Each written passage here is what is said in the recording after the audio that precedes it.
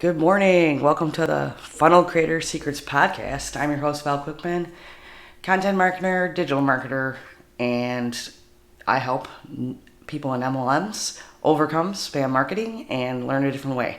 Today is episode 41 of the Funnel Creator Secrets Podcast, and today I'm going to be giving you 4 tips to build a social media presence for your MLM. So, obviously we know being on social is a key to building your network and your audience and your following. And ultimately, if you're doing it right, building leads and sales, right, for your business. So social media, huge way to generate leads and sales organically without like paid ads and stuff too, which is what we really want. We really want to build a following and not necessarily we want to sell everybody, right, because that's spammy. But we definitely want people to know what we're about and what we do.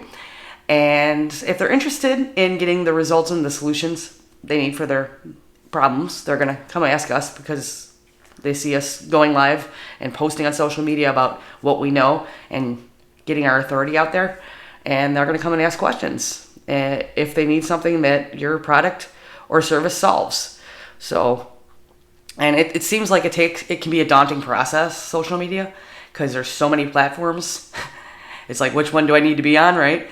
Obviously, Facebook is got the biggest amount of users, so it makes sense to naturally start there. But if you do something different in your business, like you're looking for something interactive, Facebook's great because you got the Messenger, you got Facebook pages, you've got stories now, and you can do lives. And you just have posts in general, and that's something super interactive you can do.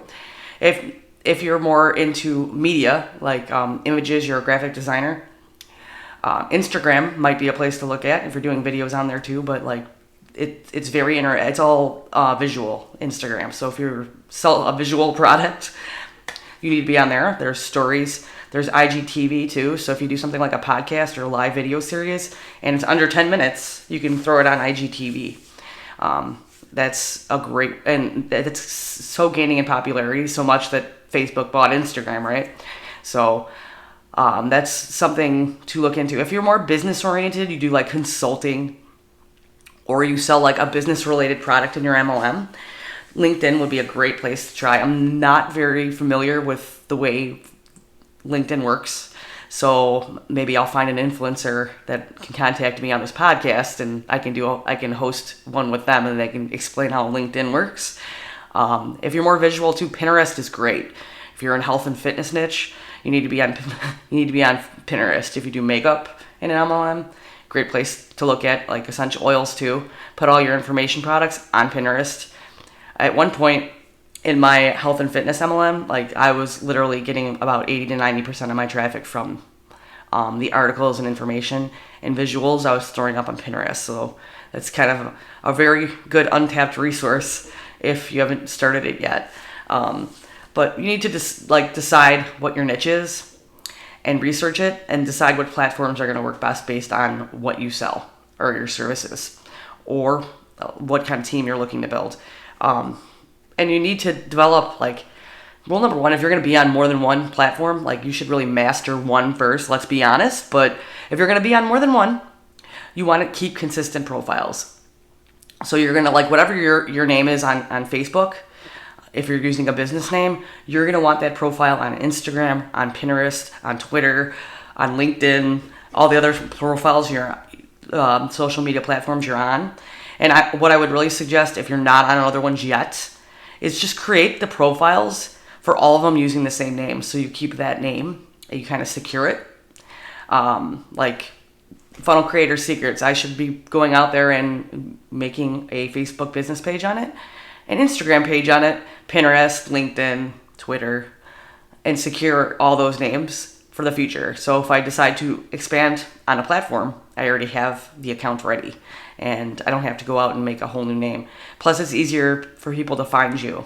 If they're on Instagram one day and they already have you on Facebook on your business page and they see that name come up again on a post because they're following a certain hashtag you put in your Instagram, They'll be like, oh yeah, I know this person. I've seen them on Facebook. Let's see what they're doing on Instagram, and they'll follow you. So that's a really good way to develop the strong, consistent profiles you're going to need. That's tip number 1. And you're also going to want to be creating regular content. So, like, the algorithm on Facebook can be very tricky because it's constantly changing, and we don't want to use that as an excuse as to not, like, just, I'm not going to do this because I can't figure out the platform. That's a bunch of BS, and it's actually an excuse to stop you from your success. But mostly all of them want you to create content that gets engagement and that's valuable, and posting regularly. And I'm not telling you to post 3 times a day. People have this idea in MLMs, you need to post 3 to 5 times a day about your business and your products and services. No, you'll be white noise. You'll be tuned out by your people. You need to be posting something that's valuable about your life, about who you are, what struggles you're going through. Be vulnerable. And if you're posting anything about your business, talk about it with a story, something you're learning or something you learned from somebody else and how it applies to your business. People don't want to be sold, especially on social media. So you need to create content that's engaging and is interesting for them to read or watch if you're doing lives. And ask people to comment and engage, like ask them questions. Get them engaging with you on post and any platform you're on. So that's huge. And create it regularly. Like if you think you can manage your time effectively, like I work full time and I also do this, run an MLM, and I'm also teaching network marketers how to not spam. I have to, and I'm also a mom and a wife. So I need to manage my time effectively. So I can't be posting 3 to 5 times a day, especially when I'm at work. We can't do that. I work one business and I focus on that business when I'm working it, and that's it. So whatever times I can post on social media when I'm not doing something else, I will post. Don't just post to post either. Create something engaging and valuable and worthwhile. Just don't post a bunch of crap on there because you think you got to post today and you're like getting anxiety over it. If you have nothing to post, don't post. It's better off not to. And you need to interact with your audience. People that are commenting on your posts, you need to be liking and replying to their comments, because people like when you respond back. If people are responding for you to notice their comment, or they're commenting because they want you to read it, so to not go back and do that is just ridiculous. People want to be heard. They want to be seen, which is why they're commenting to begin with. So acknowledge the fact that they commented. It's a great thing. You're getting interaction on your post and engagement, so you need to reward them. Start a conversation with them. They're getting to know, like, and trust you, and you're getting to know, like, and trust them too. 3 ways you can get to know who your audience is online. This is so you can refine a better message and give them what they want. Is Google Analytics. It's really, really easy. You can find your demographics out. You can find out where your commenters are commenting from, where they're coming from, especially on your website. It's huge. You can find a lot of this out.